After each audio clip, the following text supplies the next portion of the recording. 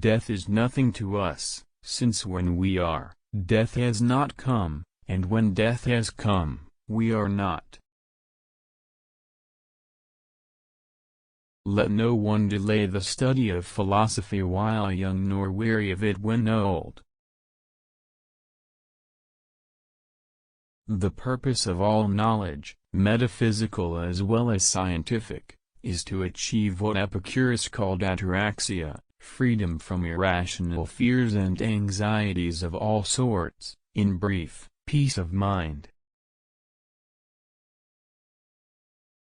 Misfortune seldom intrudes upon the wise man, his greatest and highest interests are directed by reason throughout the course of life.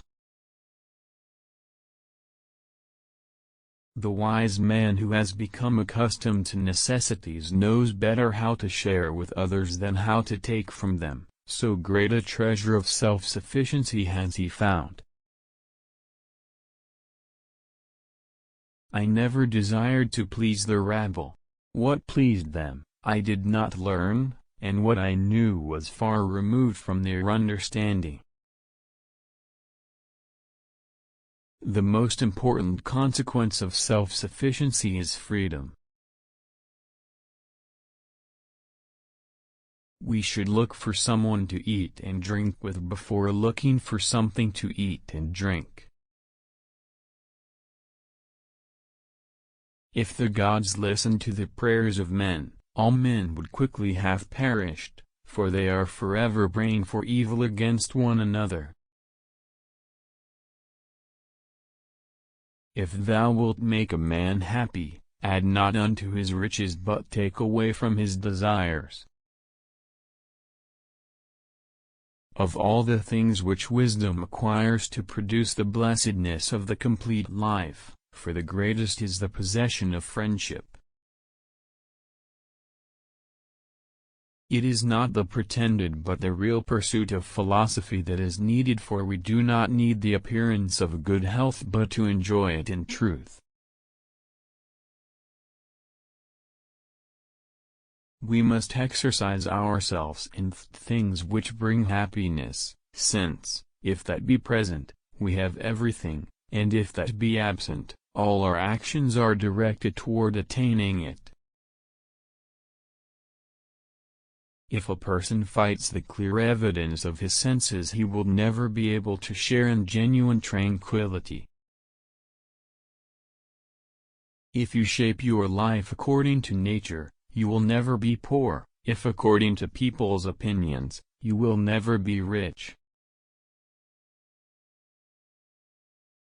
We need to set our affections on one good man and keep him constantly before our eyes, so that we may live as if he were watching us and do everything as if he saw what we were doing. Don't marry after 40 because marriage is not provided by nature. Therefore, foolish is the man who says that he fears death, not because it will cause pain when it arrives but because anticipation of it is painful. Against other things it is possible to obtain security, but when it comes to death we human beings all live in an unwalled city. I am grateful to blessed nature, because she made what is necessary easy to acquire and what is hard to acquire unnecessary. Do not spoil what you have by desiring what you have not. Remember that what you now have was once among the things you only hoped for. Death, therefore, the most awful of evils, is nothing to us, seeing that, when we are, death is not come, and, when death is come, we are not. Of all the means to ensure happiness throughout the whole life, by far the most important is the acquisition of friends. Death does not concern us, because as long as we exist, death is not here. And when it does come, we no longer exist. The wealth required by nature is limited and is easy to procure, but the wealth required by vain ideals extends to infinity. You don't develop courage by being happy in your relationships every day. You develop it by surviving difficult times and challenging adversity. It is folly for a man to pray to the gods for that which he has the power to obtain by himself. I have never wished to cater to the crowd, for what I know they do not approve, and what they approve I do not know. It is not so much our friends' help that helps us as the confident knowledge that they will help us. If the gods listened to the prayers of men, all humankind would quickly perish, since they constantly pray for many evils to befall one another. Don't fear the gods, don't worry about death. What is good is easy to get, and what is terrible is easy to endure. The noble man is chiefly concerned with wisdom and friendship. Of these, the former is a mortal good, the latter an immortal one.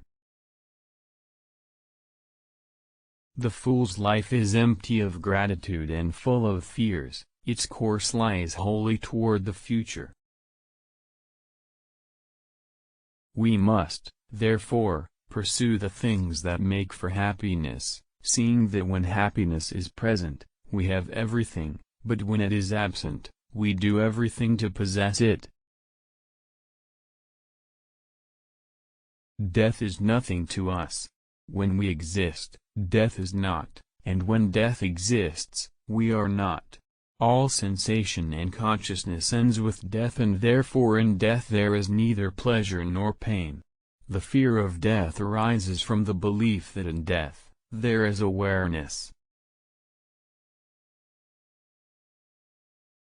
He who says either that the time for philosophy has not yet come or that it has passed is like someone who says that the time for happiness has not yet come or that it has passed.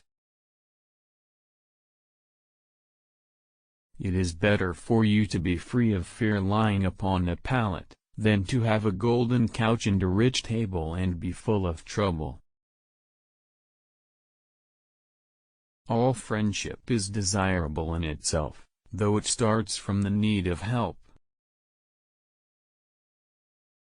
If you wish to make Pythocles rich, do not add to his store of money, but subtract from his desires.